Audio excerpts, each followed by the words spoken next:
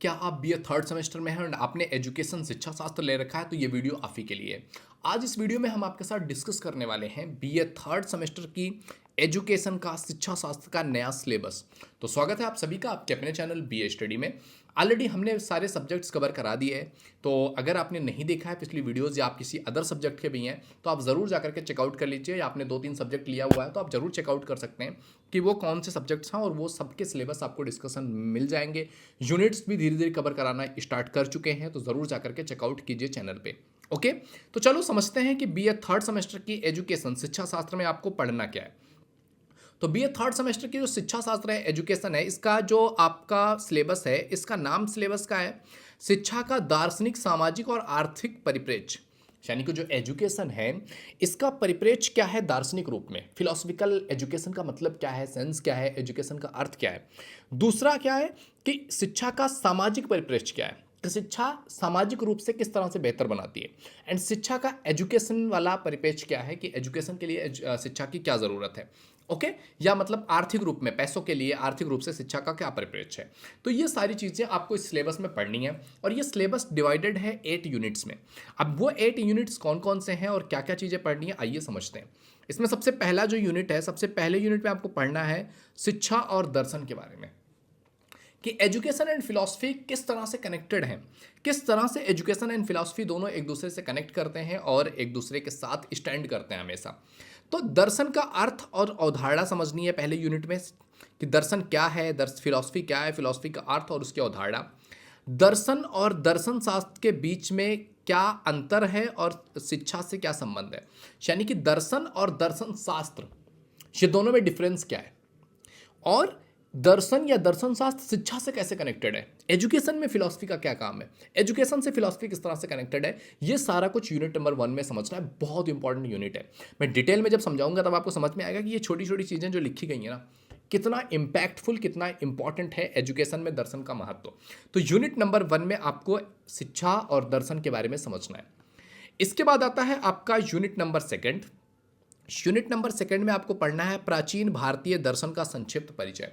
जो प्राचीन भारतीय दर्शन है उसका संक्षिप्त परिचय। जब आप एजुकेशन की बात करोगे ना, शिक्षा की बात करोगे, तो कहीं ना कहीं शिक्षा ट्रेवल ही होता है दर्शन के माध्यम से।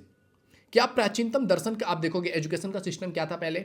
एजुकेशन का सिस्टम जो वन में जाकर के गुरुकुल में पढ़ना, ये सब कॉन्सेप्ट, इन सब कॉन्सेप्ट में पढ़ाया क्या जाता था आपको, वेदांत पढ़ाए जाते थे, भगवत गीता पढ़ाई जाती थी, या फिर आपका वेद पढ़ाए जाते थे, पुराण पढ़ाए जाते थे।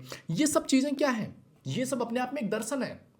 और इस दर्शन को समझना, इस दर्शन को अंडरस्टैंड करना, यही तो एजुकेशन है। तो दर्शन और एजुकेशन एक दूसरे से कितने कनेक्टेड है। तो प्राचीन भारतीय दर्शन का संक्षिप्त परिचय दीजिए कि वेदांत का जो दर्शन है ये क्या है, वेदांत क्या है आखिर। डिटेल में अगर कभी आपको लाइफ के बारे में अंडरस्टैंड करनी है ना, Vedanta is one of the best thing जो आप जिसकी तरफ जा सकते हो। तो वेदांत हो गया, भगवत गीता हो गई, इसके बारे में डिटेल से समझना कि ये अपने आप में ये दर्शन का कौन सा पार्ट है, उसमें हमें कौन कौन से दर्शन सीखने को मिलते हैं।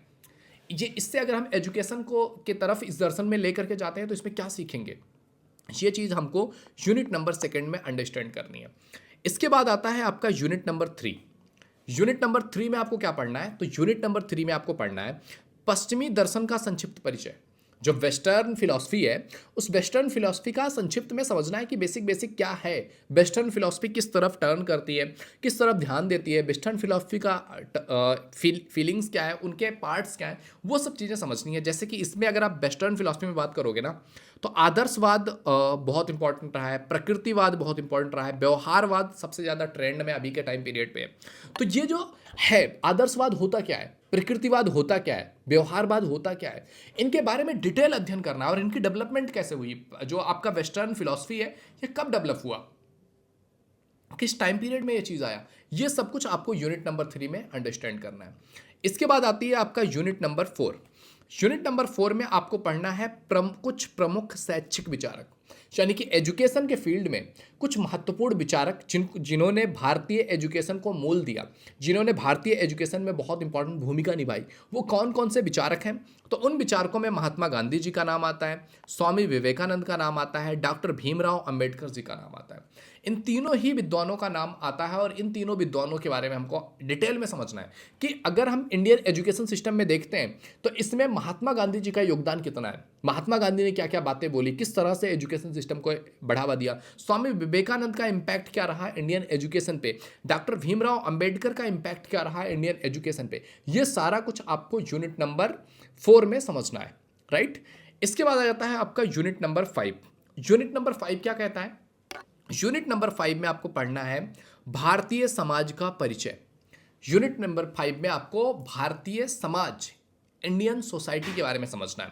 अब भारतीय समाज में जो बहुलवाद है उसको समझना है, विविधताओं को समझना है कि भारतीय समाज में एक बहुलवादिता है, विविधताएं हैं। भारतीय समाज में सामाजिक स्तरीकरण है, कभी वो कास्ट के रूप में है, कभी क्लास के रूप में है, कहीं जेंडर के रूप में है। तो ये क्या है भारतीय समाज में, ये सब क्लासिफिकेशंस कैसे आई, क्यों आया, कॉन्सेप्ट क्या रहा है, पास्ट क्या रहा है, वो सारी चीज़ें आपको इस यूनिट में, यूनिट नंबर 5 में समझनी है।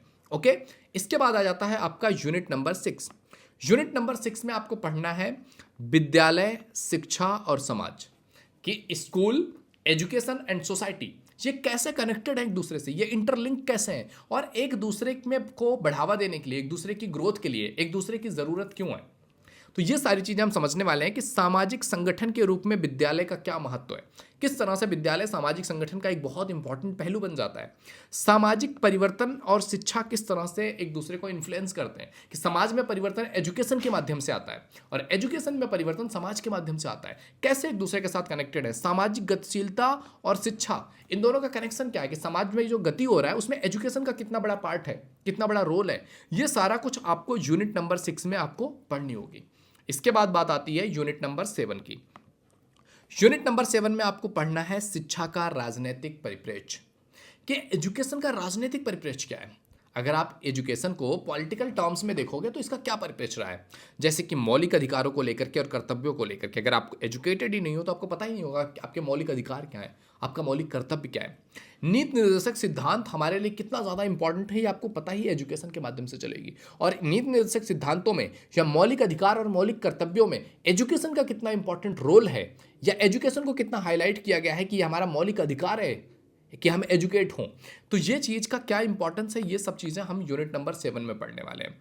इसके बाद आता है आपका यूनिट नंबर 8, जिसमें आपको शिक्षा के आर्थिक परिप्रेक्ष्य में पढ़ना है, कि एजुकेशन का आर्थिक परिप्रेक्ष्य क्या है, जिसमें संयुक्त राष्ट्र सहस्त्रवादी विकास लक्ष्य बनाम सतत विकास लक्ष्य, कि एजुकेशन किस तरह से हमें सतत विकास की तरफ ले जा सकता है, एजुकेशन किस तरह हमें उस आर्थिक विकास की तरफ ले जा सकता है जहां पर हम कहते हैं ना कि अगर हमें किसी देश को विकसित करना है ना तो उस देश के नागरिकों को विकसित करना है, और नागरिकों को विकसित करना है तो एजुकेशन बहुत इंपॉर्टेंट पार्ट निभाता है। तो ये है हमारा सिलेबस जो कि हमें पूरा पढ़ना है बीए 3rd सेमेस्टर की शिक्षा शास्त्र एजुकेशन के नए सिलेबस के अंतर्गत हमको ये सारी चीज़ें कवर करनी है। आई होप ये वीडियो आपके लिए हेल्पफुल रहा होगा। वीडियो पसंद आए तो लाइक जरूर कीजिए, चैनल पे नए हैं तो प्लीज़ विजिट करके ज़रूर आप देखिए। अगर आपको लगता है वैल्यूएबल है तो सब्सक्राइब कर लीजिए, अपने दोस्तों में शेयर कीजिए जिससे कि उनकी भी हेल्प हो सके। ओके, तो मिलते हैं आपसे अगले वीडियो में, तब तक के लिए जय हिंद, जय भारत।